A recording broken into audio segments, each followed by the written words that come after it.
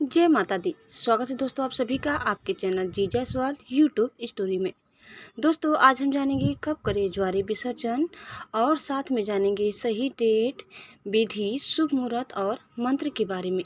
और साथ में जानेंगे कलश के नारियल, ज्वारे, जल सामग्री का क्या करें। चैत्र नवरात्रि के पहले दिन मिट्टी के एक बर्तन में ज्वारे बोए जाते हैं। नवरात्रि समाप्त होने के अगले दिन यानी दसवीं तिथि को इनका विधि विधान पूर्वक किसी नदी या तालाब में विसर्जन किया जाता है। इस बार चैत्र नवरात्रि का समापन 17 अप्रैल बुधवार को होगा। इसके अगले दिन 18 अप्रैल गुरुवार को ज्वारे विसर्जन किए जाएंगे। आइए आगे जानते हैं ज्वारे विसर्जन की विधि, शुभ मुहूर्त व अन्य खास बातों के बारे में।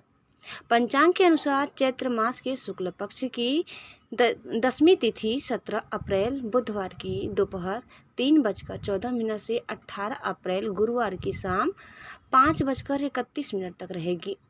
चूँकि दसवीं तिथि का सूर्योदय 18 अप्रैल को होगा, इसीलिए इसी दिन ज्वारे विसर्जन किए जाएंगे।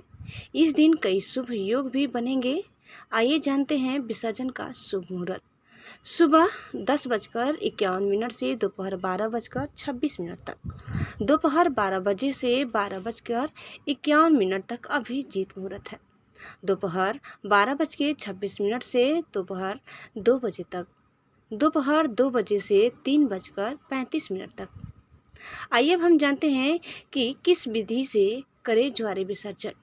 तो 18 अप्रैल गुरुवार की सुबह स्नान आदि करने के बाद व्रत पूजा का संकल्प ले। इसके बाद ऊपर बताए गए किसी शुभ मुहूर्त में देवी माँ की पूजा करें। सबसे पहले देवी को गंध, चावल, फूल आदि चढ़ाएं और ये मंत्र बोले। रूपम देहि यशो देहि भाग्यम भगवती देहि में, पुत्रान देहि धनम देहि सर्वान कामाक्षम देहि में, महिषधनी महामाये चामुंडे मुंडमालिनी, आयुरारोग्य मैश्वर्य देहि देवी नमस्तुते। देवी की पूजा के बाद ज्वारों की भी पूजा करें। चावल, फूल, कुमकुम आदि चीजें चढ़ाएं। इन ज्वारों को मस्तक पर रखकर माता के भजन गाते हुए नदी या तालाब तक लेकर जाएं। ज्वारों का विसर्जन करने से पहले हाथ में चावल व फूल लेकर ये मंत्र बोले। गच्छ गच्छ सूरश्रेष्ठे स्वस्थानम परमेश्वरी पूजार अधन काले च पुनरागमन नाय च। ज्वारे विसर्जन करने के बाद माता को प्रणाम करें और घर की सुख समृद्धि के लिए प्रार्थना करें। इस प्रकार ज्वारे विसर्जन करने से आपकी हर इच्छा पूरी हो सकती है। दोस्तों अब हम जानेंगे कलश पर रखे नारियल और जौ जल का क्या करें। तो नवरात्र की शुरुआत में माँ दुर्गा की प्रतिमा स्थापित करने के साथ ही उनके सामने बड़े ही श्रद्धा भाव से कलश पर नारियल और चावल को भी स्थापित किया जाता है, जिसे पूरे 9 दिनों तक श्रद्धा के साथ पूजा जाता है। पर जिस श्रद्धा के साथ कलश को स्थापित किया जाता है, क्या उसी तरह से उसे हटाया भी जाता है?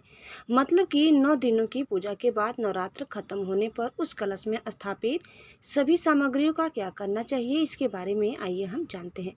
बता दें कि अगर इन सामग्रियों को सही तरह से इस्तेमाल नहीं किया जाए तो भक्तों को पूजा का पूरा फल नहीं मिल पाता। दरअसल कलश पर चढ़े नारियल पर माँ दुर्गा का विशेष आशीर्वाद होता है। चलिए विस्तार से जानते हैं कि 9 दिनों के नवरात्र के बाद कलश के अलग अलग सामग्रियों को कैसे इस्तेमाल करना चाहिए या हटाना चाहिए। नवरात्रि में कलश पर स्थापित नारियल पर माँ दुर्गा की विशेष कृपा होती है।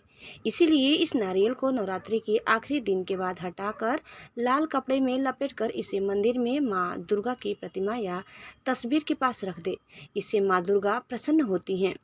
कलश पर रखे चढ़े नारियल को नवरात्रि के समाप्ति के बाद विधि विधान से हटाए, जिसके बाद नारियल को चाहे तो छोटी कन्याओं में प्रसाद के रूप में वितरित भी कर सकते हैं। शारदीय नवरात्रि के समापन के बाद कलश पर चढ़े नारियल को विधि विधान से पूजा करने के बाद बहते जल या नदी में प्रवाहित भी कर सकते हैं।